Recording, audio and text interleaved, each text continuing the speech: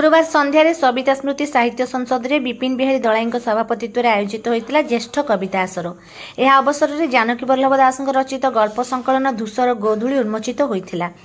ଏହି ଉତ୍ସବରେ ନୀଳଚକ୍ର ବାନାର ସମ୍ପାଦିକା ପୌର୍ଣ୍ଣମାସୀ ଦେବୀ, ଦିବ୍ୟ ଦର୍ଶନର ସମ୍ପାଦିକା ପ୍ରବାସିନୀ ମିଶ୍ର, ଶିକ୍ଷାବିତ୍ ମହେନ୍ଦ୍ର ଦାସ, କଳ୍ପନା ମିଶ୍ର, ମହେଶ୍ୱର ଜେନା, ଯୋଗେଶ୍ୱର ନାୟକ, ସତ୍ୟଭାମା ନାୟକ, ସୌମେନ୍ଦ୍ର ଦାସ ଓ ଇଞ୍ଜିନିୟର କିଶୋର ଦାସ ପ୍ରମୁଖ ଯୋଗଦେଇ ଉନ୍ମୋଚିତ ସଂକଳନ ସମ୍ପର୍କରେ ନିଜ ବକ୍ତବ୍ୟ ରଖିବା ସହିତ ନିଜ ନିଜ କବିତା ପାଠ କରିଥିଲେ।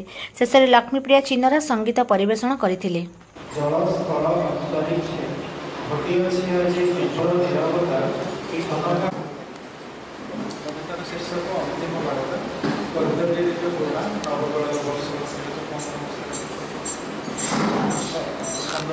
भारत महासंस्कृति ज्ञानी जन माने जानती ये तत्व अज्ञानी भ्रमे था।